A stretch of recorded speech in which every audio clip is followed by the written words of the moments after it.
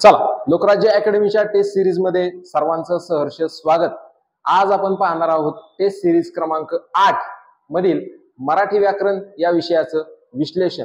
तत्पूर्वी जर तुम्ही चॅनल वरती नवीन असाल तर चॅनलला लाईक करा, शेअर करा, सबस्क्राइब करा आणि आपले सर्व सोशल मीडिया आयकॉन्स हे देखील फॉलो करा।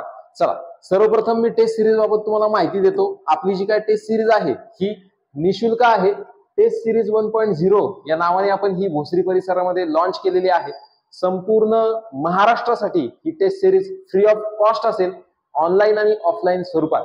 जर या टेस्ट तुम्हाला ऑनलाईन हव्या असतील तर तुम्ही आपल्या टेलिग्राम चॅनलला सबस्क्राइब करून ठेवा। टेलिग्राम चॅनल आहे आपला लोकराज्य अकॅडमी पुणे या नावाने आणि हा लोगो या ठिकाणी तुम्हाला पाहायचा आहे मित्रांनो।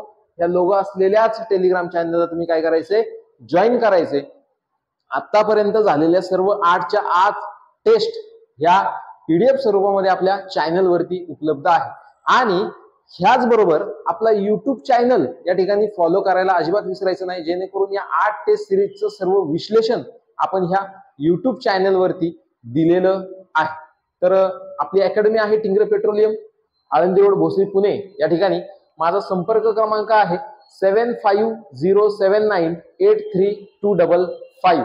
त्याचबरोबर आपली पोलीस भरतीची जी काय बॅच आहे, सप्टेंबर मध्ये होऊ घातलेल्या 10,000 जागांसाठीची पोलीस भरती, तर यासाठी आपली नवीन बॅच या ठिकाणी सुरू झालेली आहे। प्रवेश आपल्या इथं 10 एप्रिल पर्यंत प्रवेश प्रक्रिया सुरू आहे। त्यानंतरूनही जर कुणाला प्रवेश घ्यायचा असेल तर 30 एप्रिल पर्यंत प्रवेश प्रक्रिया आपली सुरू आहे। प्रवेश प्रक्रियेसाठी तुम्ही या 2 कॉन्टॅक्ट नंबर वरती तुम्ही संपर्क साधू शकता, 9762601105। त्याचबरोबर माझा एक संपर्क क्रमांक देतो 7507983255। महाराष्ट्रातून कुठल्याही जिल्ह्यामधून तुम्ही या, तुमची राहण्याची या ठिकाणी व्यवस्थित सोय केली जाईल। त्याचबरोबर तुमची जी काही लेखी परीक्षेची तयारी आहे, त्याचबरोबर सर्वात पहिला टप्पा असतो तो म्हणजे मैदानी चाचणीचा, तर हा टप्पा देखील तुमची व्यवस्थित तयारी या ठिकाणी करून घेतली जाईल। बाकी जास्त काही बोलत नाही, आता आपण सुरू करूयात टेस्ट सिरीज क्रमांक 8 मधील मराठी व्याकरण या विषयाचं विश्लेषण। चला,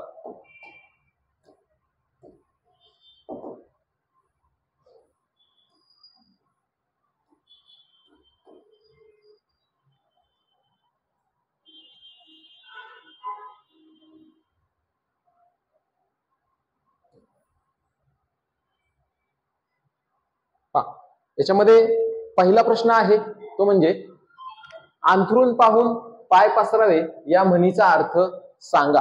अंथरूण पाहून पाय पसरावे पर्याय आपण जर पाहिले, ऐपतीनुसार खर्च करावा, झोपताना काळजी घ्यावी, संकोचून बसावे, झोपताना पाय पसरावे। तर याचं योग्य विद्यार्थी मित्रांनो आन्सर आहे ऐपतीनुसार खर्च करावा। ठीक आहे, ऐपतीनुसार खर्च करावा म्हणजेच अंथरूण पाहून पाय पसरावे। दुसरा प्रश्न, दुसऱ्या प्रश्नाकडे जाऊयात आपण।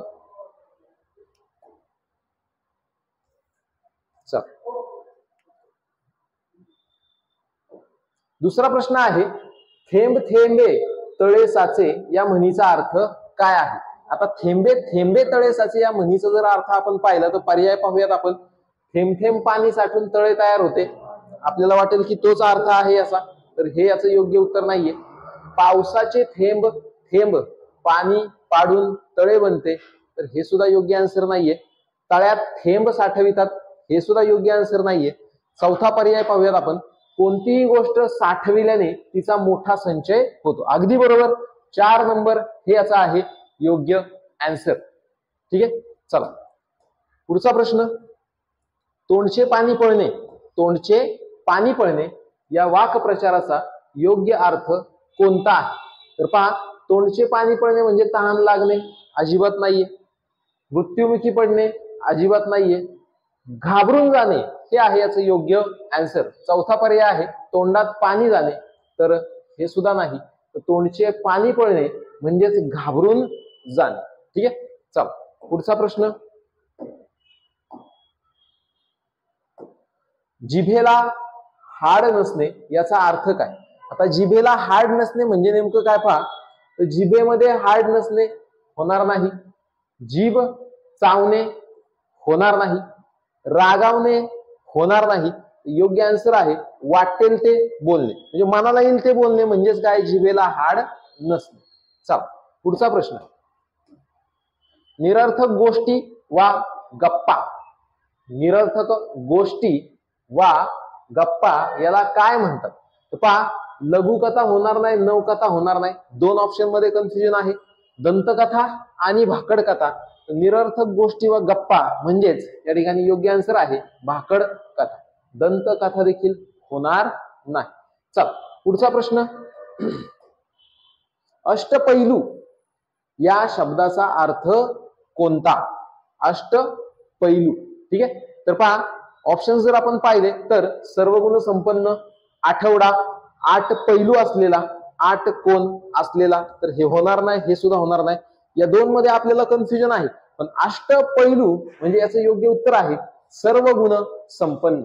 सर्व गुण संपन्न, 8 पैलू असलेला सुद्धा होणार नाही. चला पुढचा प्रश्न, कर्णाचा अवतार हा अलंकारिक शब्दाचा अर्थ कोणता आहे? अतिशय पराक्रमी होणार नाही, अतिशय उदार हे आहे याचं योग्य आन्सर. अतिशय महान सुद्धा होणार नाही, कर्णासारखा दिसणारा सुद्धा होणार नाही. कर्णाचा दानशूर अवतार अशी म्हण आहे पहा, म्हणजेच अतिशय उदार व्यक्ती. ठीक आहे, चला पुढचा प्रश्न, विद्वान. विद्वान या पुल्लिंगी शब्दाचा स्त्रीलिंगी शब्द कोणता आहे? आता विद्वान म्हणजे जर आपण पाहिलं तर अतिशय हुशार, अतिशय हुशार, म्हणून विद्वानच्या स्त्रीलिंगी शब्द येतो तो म्हणजे विदुषी. विदुषी. ठीक आहे, विदुषी म्हणजे विद्वान किंवा अतिशय हुशार स्त्री. ठीक आहे, चल पुढचा प्रश्न, स्वतःशीच केलेले भाषण म्हणजे, पोलीस भरतीचा फेमस प्रश्न, स्वतःशीच केलेले भाषण म्हणजे काय? तर याचं योग्य उत्तर आहे स्वगत. ठीक आहे, चिंतन होणार नाही, स्वभाषण होणार नाही, संभाषण होणार नाही. पुढचा प्रश्न 35 नंबरचा, परित्यक्ता म्हणजे काय? परित्यक्ता म्हणजे काय? तर 1 नंबरचा ऑप्शन आहे पहा, रुग्णांची सेवा करणारी, तर याला परिचारिका म्हटलं जातं, त्यामुळे हा पर्याय येणार नाही. नवऱ्याने टाकून दिलेली. ठीक आहे, त्याचबरोबर स्त्री मुक्तीचा पुरस्कार करणारी, हे सुद्धा होणार नाही. तर 2 ऑप्शन मध्ये कन्फ्युजन आहे, नवऱ्याने टाकून दिलेली आणि चौथा ऑप्शन आहे नवऱ्यास सोडून गेलेली. तर याचं योग्य आन्सर असणार आहे विद्यार्थी मित्रांनो ते म्हणजे 2 नंबर, नवऱ्याने टाकून दिलेली, तिला म्हटलं जातं परित्यक्ता. चल पुढचा प्रश्न, मला सगळे मामाच आहेत. मला सगळे मामाच आहेत. ठीक आहे, नकारार्थी वाक्य करा. मला मामा जास्त नाहीत. मला मामा जास्त नाहीत हे होणार नाही, कारण एक लक्षात ठेवायचे, नकारार्थी वाक्य जरी बनवायचं असेल आपल्याला तरी ह्या वाक्याचा अर्थ बदलला नाही पाहिजे. वाक्य आपल्याला सांगते मला सगळे काय रे मामाच आहेत, खाली म्हणताय तुम्ही मला मामा जास्त नाही, हे होणार नाही. पुढं, मला मावश्या मुळीच नाहीत. मावश्या कुठून आल्या? मावश्या होणार नाही. पुढं, मला सगळ्या मावश्याच आहेत. मावश्या सुद्धा होणार नाही. ठीक आहे, म्हणून 4 नंबरचा पर्याय जर आपण पाहिला, मला मामा कमी आहेत असे नाही म्हणजे काय, तर मला सगळे मामाच आहेत. ठीक आहे, 4 नंबर आहे याचं योग्य उत्तर. लक्षात ठेवा, नकारार्थी वाक्य बनवताना किंवा होकारार्थीचं नकारार्थी किंवा नकारार्थीचं होकारार्थी वाक्य बनवताना वाक्याचा सेन्स अजिबात चेंज झाला नाही पाहिजे. ठीक आहे, चला पुढचा प्रश्न, तुमचा मुलगा कुंभकर्णच दिसतो. तुमचा मुलगा कुंभकर्णच दिसतो या वाक्यातील अधोरेखित शब्द कोणत्या प्रकारात येतो? इथं जर आपण पाहिलं तर तुमचा मुलगा कुंभकर्णच म्हणजे मुलाला कुंभकर्णाची उपमा दिलेली आहे आणि कुंभकर्णच दिसतो म्हणजे कुंभकर्णासारखा, म्हणजेच काय, कुंभकर्णासारखा झोपाळू दिसतोय. योग्य उत्तर आहे सामान्य नाम. योग्य उत्तर आहे काय, सामान्य नाम. कुंभकर्ण हे नाम या वाक्यामध्ये सामान्य नामाची भूमिका बजावते. पुढचा प्रश्न, अरे तुला शोधायला सारा गाव पालथा घातला या वाक्यात कोणता अलंकार दिसून येतोय? ठीक आहे, अरे तुला शोधायला सारा गाव पालथा घातला, सारा गाव पालथा घालू शकत नाही. अतिशयोक्ती, दिलेली जी काही घटना आहे ही गरजेपेक्षा जास्त फुगवून सांगितलेली आहे, म्हणून या ठिकाणी अतिशयोक्ती हा अलंकार होईल. चला पुढचा प्रश्न.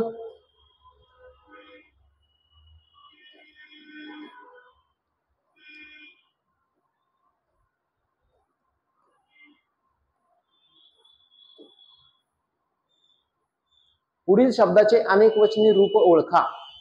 पुढील शब्दाचे अनेक वचनी रूप ओळखा. ठीक आहे, म्हणजेच एक वचनाचं काय करायचं तुम्हाला, अनेक वचन करायचे. एक आज्ञा आणि अनेक सुद्धा काय रे, तर आज्ञाच. ठीक आहे, एक आज्ञा अनेक सुद्धा आज्ञाच. चल पुढचा प्रश्न आहे, आते बहीण. आते बहीण हा शब्द कोणत्या सामासिक शब्दाचे उदाहरण आहे? ठरल्याप्रमाणे 25 प्रश्न आहेत, तर 24 प्रश्नाचं विश्लेषण मी देणार. एका प्रश्नाचं उत्तर मला तुम्ही कमेंट बॉक्स मध्ये सांगायचंय की आते बहीण हा समासाचा कोणता प्रकार आहे. ऑप्शन आहेत द्विगु समास, कर्मधारय समास, बहुव्रीही समास का मध्यम पद लोपी समास. ठीक आहे, सर्वांनी कमेंट करा विद्यार्थी मित्रांनो. चला पुढचा प्रश्न. आता विश्वात्मके देवे यात देवे या शब्दाची विभक्ती कोणती आहे? देवे. ठीक आहे, देवे म्हणजेच या ठिकाणी ए हा प्रत्यय दिसतोय आणि ए जर प्रत्यय आपण पाहिले तर तृतीया विभक्तीचे आहे. कोणत्या विभक्तीचे आहेत? तृतीया. नेयेशी, निही, इशी. ठीक आहे, चला पुढे जाऊयात. शब्द प्रकार, शब्द जाती ओळखा. ठीक आहे, तर आपण हा जर शब्दाचा आपण प्रकार जर पाहिला तर या ठिकाणी सर्वनाम आहे. ठीक आहे, काय आहे? सर्वनाम आहे. चल पुढं. खालील वाक्यातील अधोरेखित शब्दाचा प्रकार सांगा. प्रकार सांगा. शब्दाचा प्रकार विचारले. अलीकडे वाहती नदी दिसतेच पुढे. ठीक आहे, अलीकडे वाहती नदी दिसतेच कुठे. या ठिकाणी जर आपण पाहिलं तर नदी आणि नदीबाबतची विशेष माहिती काय आहे, तर वाहती. बरोबर, आणि वाह हा एक आहे धातू. वाह काय आहे? धातू. आणि वाह पासून काय तयार झालं विद्यार्थी मित्रांनो, तर वाहती. ठीक आहे, काय तयार झालंय? वाहती. आणि वाहती हे आहे धातू साधित, म्हणून 2 नंबरचा पर्याय कट झाला आणि 3 नंबरचा पर्याय कट झाला. पहा विद्यार्थी मित्रांनो, पर्याय कट पद्धतीनुसार सुद्धा तुम्ही तुमच्या योग्य उत्तरापर्यंत पोहोचू शकता. तर अलीकडे वाहती नदी दिसतेच कुठे, नदीबाबतची विशेष माहिती, म्हणून धातू साधित विशेषण हे आहे याचं योग्य उत्तर. ठीक आहे, चल पुढे जाऊयात. संयुक्त क्रियापद असणारे वाक्य कोणते? संयुक्त क्रियापद असणारे वाक्य कोणते?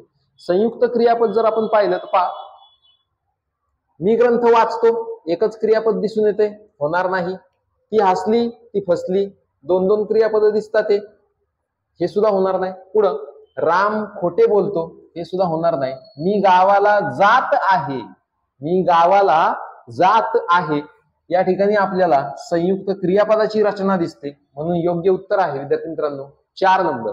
योग्य उत्तर आहे 4 नंबर. पुढचा प्रश्न. पुढीलपैकी कोणते शब्दयोगी अव्यय व्यतिरेक वाचक शब्दयोगी अव्यय नाही? विचारलंय काय विद्यार्थी मित्रांनो?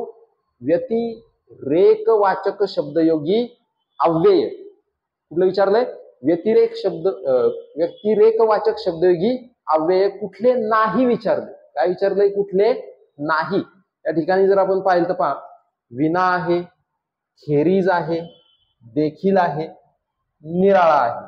याचं योग्य उत्तर आहे विद्यार्थी मित्रांनो ते म्हणजे देखील. योग्य उत्तर आहे विद्यार्थी मित्रांनो ते म्हणजे काय? देखील. चल पुढचा प्रश्न. त्याने आता घरी जावे. त्याने आता घरी जावे. त्याने आता घरी जावे. खालील वाक्यातील प्रयोग ओळखा. पहा, त्याने आता घरी जावे विचारलाय, प्रयोगाचा प्रकार विचारलेला आहे. बरोबर, पाहूयात आपण. कर्मणी प्रयोग आहे, कर्तरी आहे, भावे आहे का कर्म कर्तरी आहे? सर्वप्रथम तर आपल्याला पाहावं लागेल वाक्यातील कर्ता. जाणारा कोण आहे? तो. आणि गेलेला सुद्धा कोण आहे? तर तोच आहे. वाक्यामध्ये या ठिकाणी जर पाहिलं तर कर्म नाही. वाक्यामध्ये कर्म नाही, कर्मणी प्रयोग होणार नाही. आता पाहूयात आपण कर्त्यानुसार क्रियापद बदलतंय का. तर त्याने आता घरी जावे होतं, बरोबर.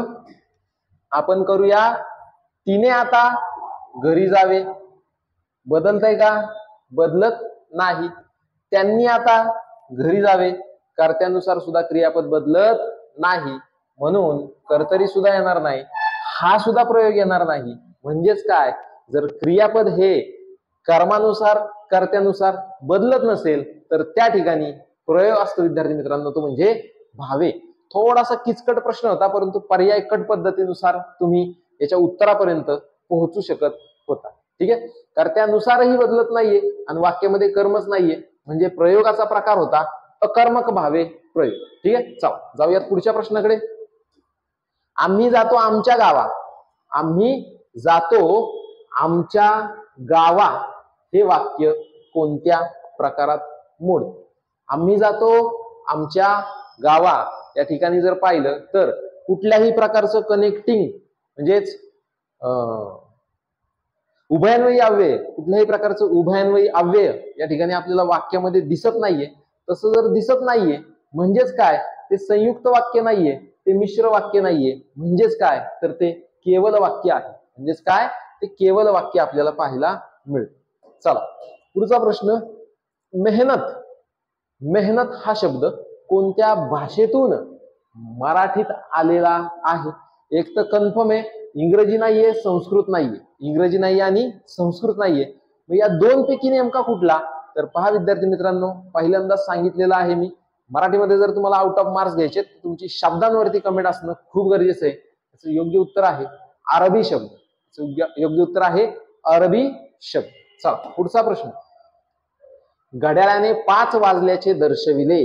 पहा विद्यार्थी मित्रांनो, प्रश्न थोडासा किचकट आहे. या वाक्यातील शब्द शक्ती ओळखा. ठीक आहे. या वाक्यातील शब्द शक्ती ओळखा. तर याच्यामध्ये जर आपण पाहिलं तर पहिल्यांदा तर हा पर्याय कट होईल. ठीक आहे. आणि दुसरा म्हणजे हा पर्याय कट होईल.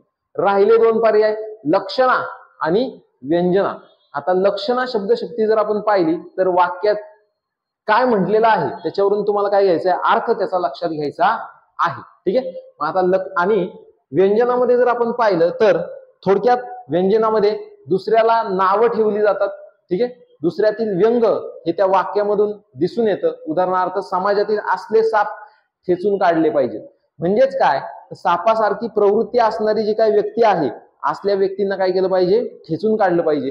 व्यंजना शक्ती.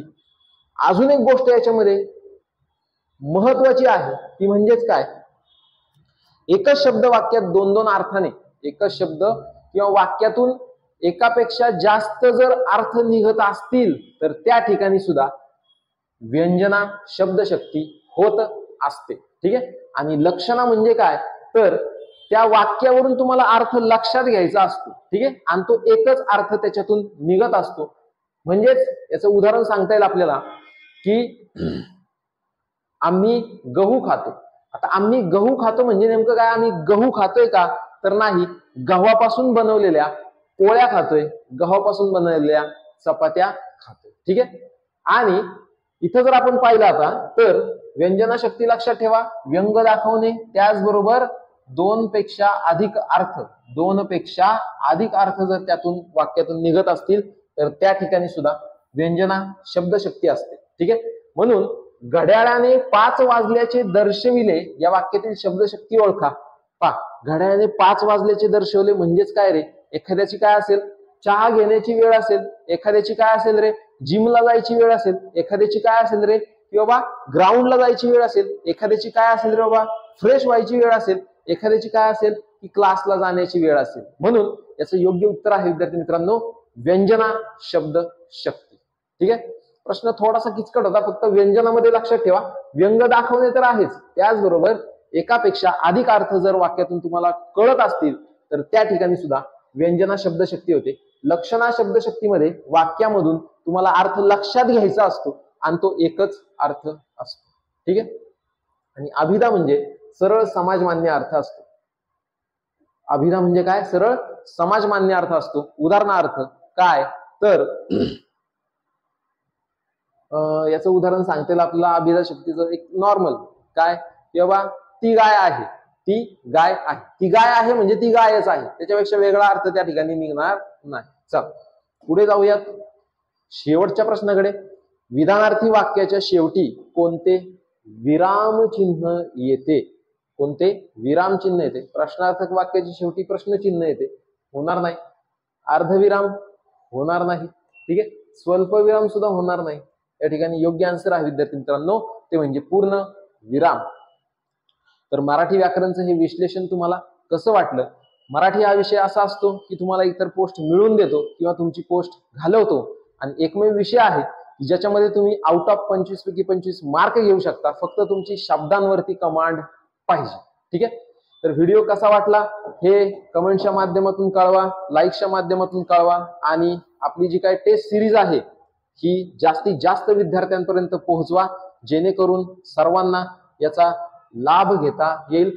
प्रत्येक शनिवारी आपली सायंकाळी 4 ते 6 म्हणजे 4 ते 5:30 या वेळेत टेस्ट होते, आणि पुढच्या अर्ध्या तासामध्ये जे काही डाऊट्स असतात प्रश्नांचे याच्यावरती चर्चा होते. ऑफलाईन स्वरूपात तुम्ही टेस्ट फ्री ऑफ कॉस्ट मध्ये भोसरी पुणे आळंदी रोड लोकराज्य अकॅडमी एकदा अवश्य भेट द्या.